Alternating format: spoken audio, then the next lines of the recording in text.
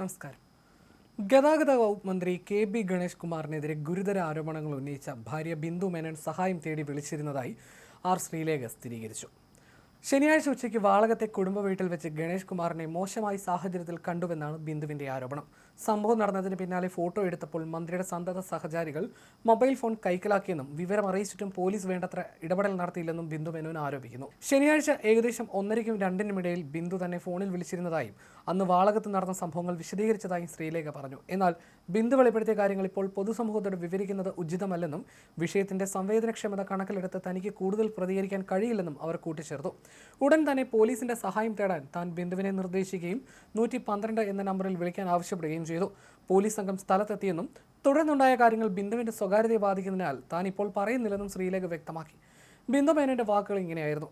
മന്ത്രിയുടെ ഒരു അഭിമുഖം കണ്ടതിന്റെ ഭാഗമായിട്ടാണ് ഇപ്പോൾ സംസാരിക്കുന്നത്.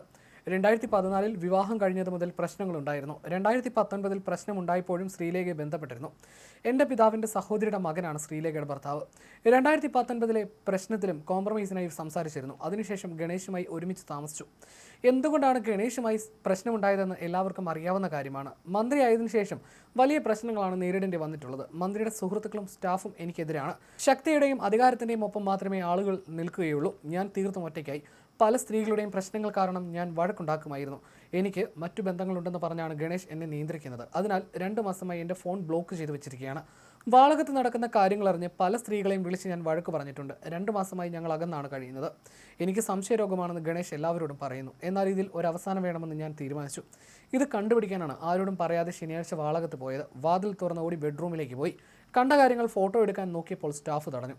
പറയാൻ കഴിയാത്തത്ര മോശം കാര്യമാണ് ഉണ്ടായത്. എൻ്റെ കയ്യിൽ എല്ലാ ചിത്രങ്ങളുമുണ്ട്. മന്ത്രിയെയോ ആരെയോ മോശമായി ഞാനൊന്നും പറയുകയോ പ്രതികരിക്കുകയോ ചെയ്തിട്ടില്ല. മന്ത്രിയുടെ നിർദ്ദേശപ്രകാരം സ്റ്റാഫ് എൻ്റെ ഫോൺ പിടിച്ചു വാങ്ങാൻ ശ്രമിച്ചു. ഞാൻ ഉടനെ ലേഖ ചേച്ചിയെ വിളിച്ചു. BJP സ്ഥാനാർത്ഥിയായല്ല ചേച്ചിയെ വിളിച്ചത്. ചേച്ചിയാണ് കൺട്രോൾ റൂമിൽ വിളിക്കാൻ പറഞ്ഞത്. പോലീസിനെ വിളിച്ചതിന് ശേഷം ഞാൻ പുറത്തേക്ക് ഓടാൻ ശ്രമിച്ചു. എന്നാൽ സ്റ്റാഫ് എന്നെ വാതിൽ തുറക്കാൻ സമ്മതിച്ചില്ല.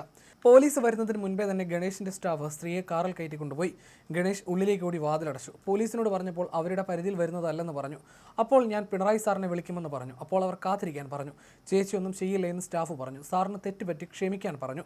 കാലിൽ വീണു. പോലീസ് പറഞ്ഞതനുസരിച്ച് ഞാൻ ഉള്ളിലേക്ക് പോയി എൻ്റെ സാധനങ്ങൾ എടുത്തു. മന്ത്രിയപ്പോൾ ഫോണിൽ സംസാരിക്കായിരുന്നു. പിന്നീട് ഞാൻ വാതിൽ തുറന്ന് പുറത്ത് വന്നപ്പോൾ പുറത്ത് പോലീസ് ഉണ്ടായിരുന്നില്ല. എന്നെ വിളിച്ച് ക്ഷമ പോലും ചോദിച്ചില്ല. ഞാൻ ഇക്കാര്യത്തിൽ നിയമ നടപടി സ്വീകരിക്കുന്നില്ല. വട്ടായിട്ടാണ് 112 വിളിച്ചതെന്ന് മന്ത്രി പറഞ്ഞതിൽ പ്രതികരിക്കുക മാത്രമാണ് ഇപ്പോൾ ചെയ്യുന്നത്. മുഖ്യമന്ത്രിയുടെ മകളെ വിളിച്ചും ഞാൻ കാര്യങ്ങൾ അറിയിച്ചിട്ടുണ്ടെന്നും ബിന്ദു മേനോൻ വെളിപ്പെടുത്തിയിരുന്നു.